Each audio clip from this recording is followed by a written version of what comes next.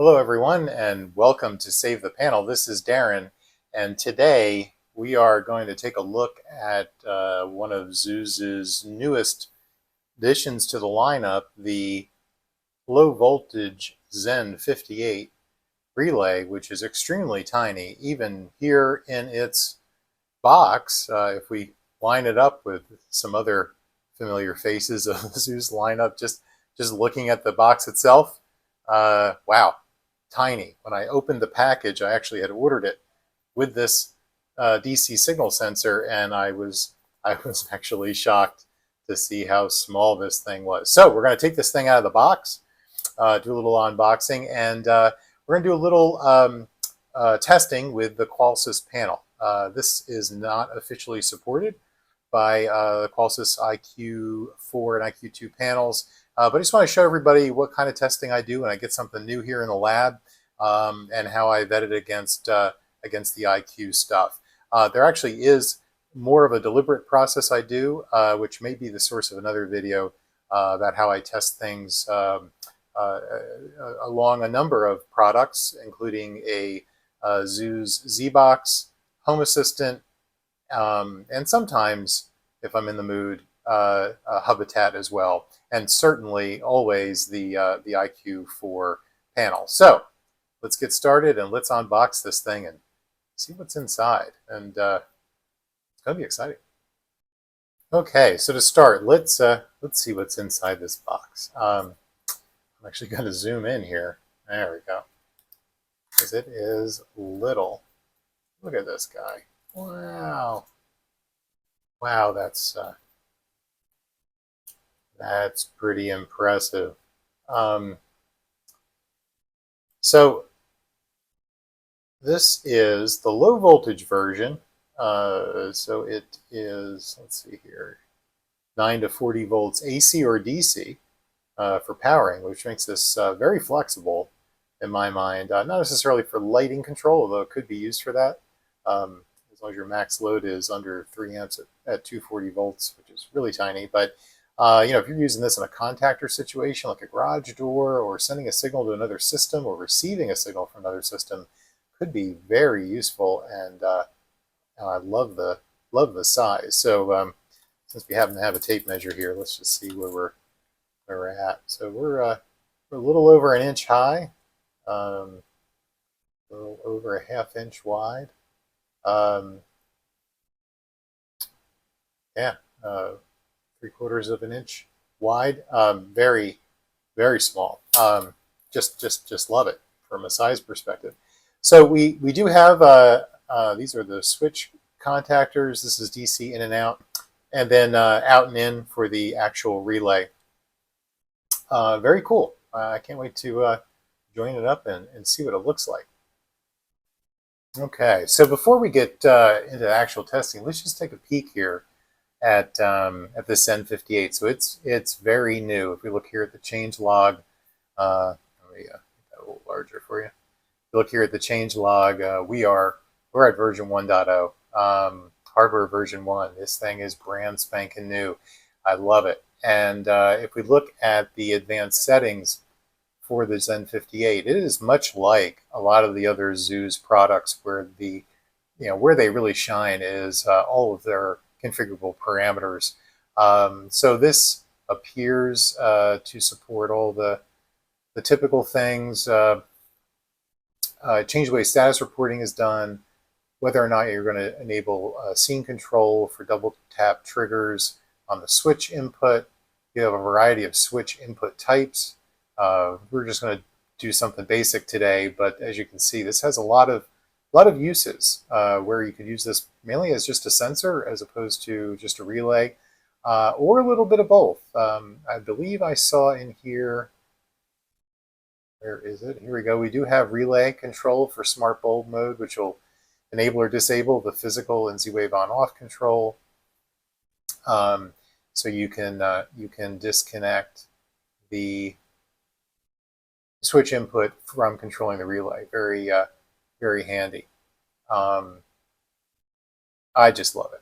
Absolutely love the flexibility here with these Zooz products. So as you can imagine, this can go very deep and wide, but I just say that, part of my vetting process, start with the parameters, even before I buy a product like this, the parameters and what you can configure it as, it just makes all the difference. So good. Love it.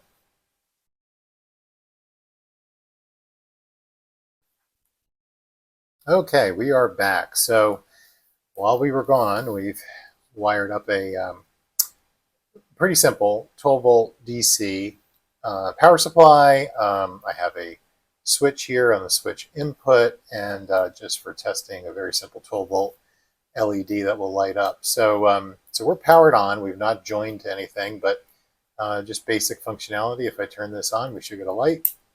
And we do. Look at that. Yay. And we turn it off, we do not. So, all right, basics are working. So let's go ahead and join this. Let's see what happens here on the IQ panel. Now, I'm not going to do step-by-step here. The different video, but let's go ahead and I would clear my Z-Wave devices first. So we'll clear this one. 3 button presses. All right, so let's go ahead and add it, see what happens. A whole lot of nothing. There we go, I didn't press it right. My fault. All right, so, okay, I just typed in the magic code on the back for S2 security, and we'll see what we get. And then what we'll do once this connects is we'll make sure that this works completely in the IQ panel. I'll show you the testing that I usually do. So it does recognize it as a light. I haven't gotten any warnings about an unsupported device. That's kind of cool. So let's just give this a downstairs light. Nice and boring. Add. Very good. So no warnings about it being unsupported. So if we come out here, we go to system status. Oh, maybe it is. Let's see what we got. We do have another devices unknown. Let's see.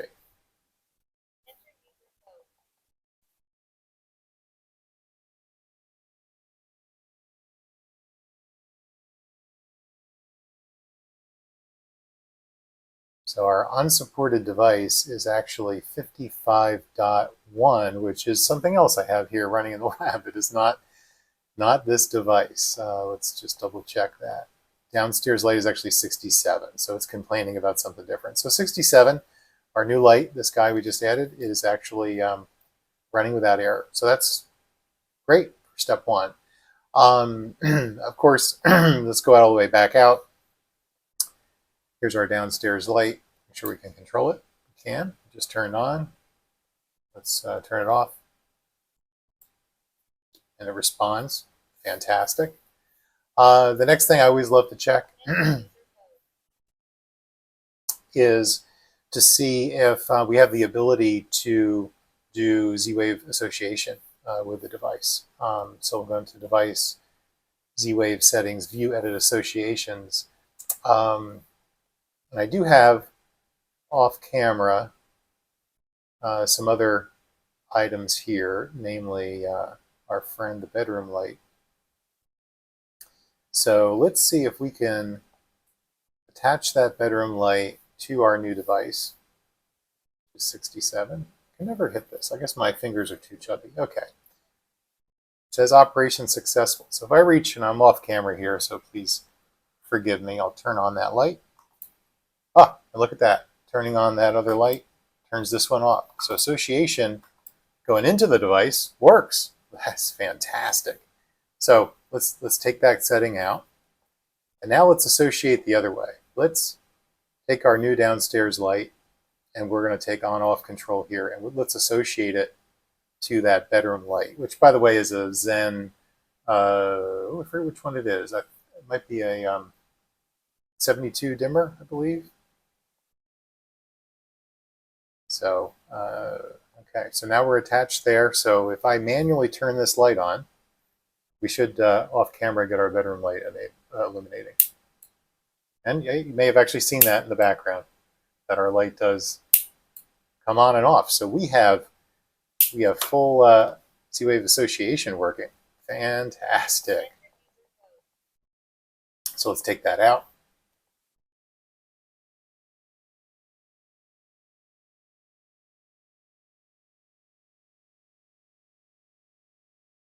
And we are good.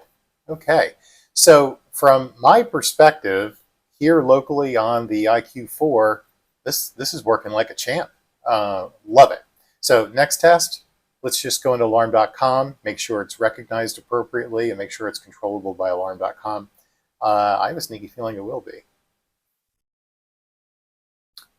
Okay, so here we are in alarm.com for this particular test system, and let's go into lights and switches down here. And under our other category, here we go, downstairs light. This is what we called this guy. So it came over with the name and everything. That's fantastic. So let's go ahead and test this. I'll bring the bulb up here in frame so you can see it. So we'll turn on the downstairs light. Ah, we have light. And let's turn it off.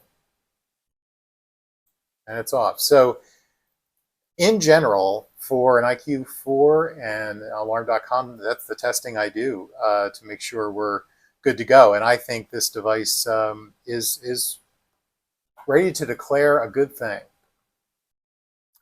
I almost forgot. The other thing to look for here is, while it is showing up as a light, here is downstairs light. What about the switch? Does it show up as a remote?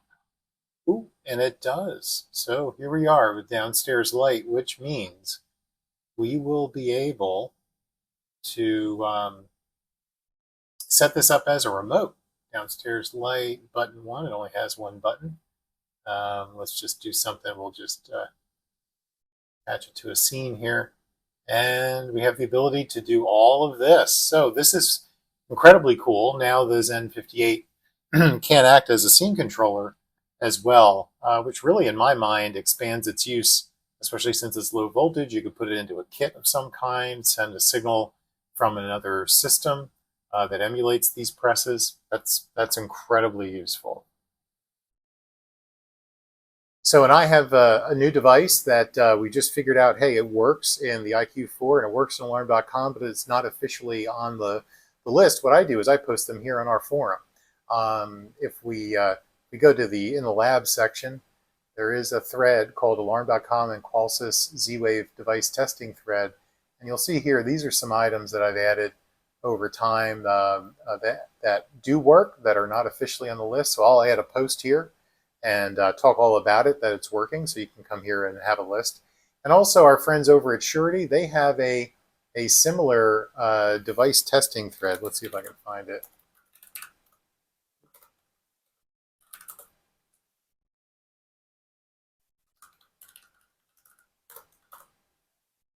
There it is, unofficial support list of Z-Wave devices for IQ Panel 4.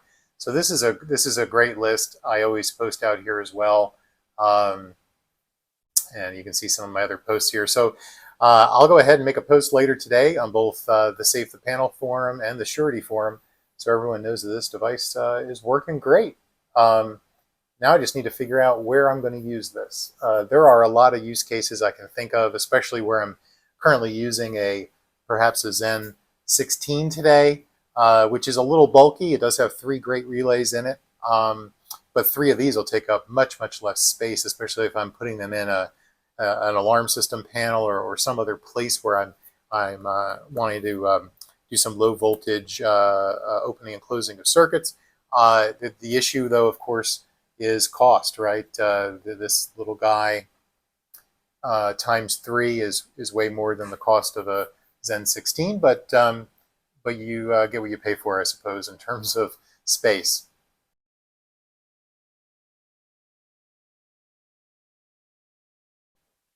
So one question I always get is, so what voltage is coming over into the switch? Are you getting all 12 volts? Or are you getting some lower amount of voltage? So let's go ahead and let's put the meter on it. Turn on our circuit.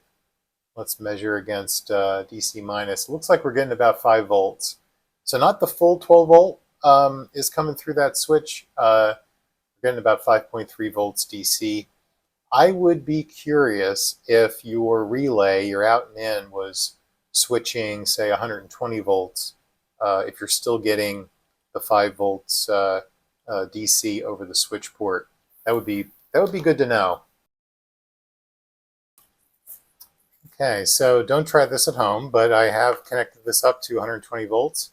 We have a light over there, and you might be able to see the shadow of the light going off and on. So it does control 120 volt. And if we do test DC, we still have 5 volts DC going through the switch. So for those that were curious, the switch maintains 5 volt DC for the sensing of the switch action, even when you're using mains voltage through the out and in on the relay. So I mentioned earlier that I test these on other platforms. I thought I'd throw in a sped up sequence here of what I do. On Home Assistant, I did add the device and tested it with Z-Wave JSUI, excuse me. Everything worked great. It did come up as an unrecognized device, but the parameters were visible. It was fully functional, and I edited it to a dashboard there and tested functionality.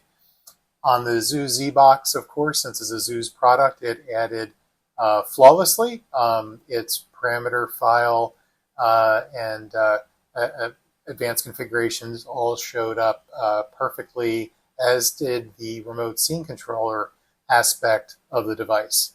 So it worked very well in both of those cases. Thank you very much for joining me on this adventure, testing out this brand new Zooz product. I'll catch you on Reddit, Facebook, or at savethepanel.com. Thanks, and have a great day.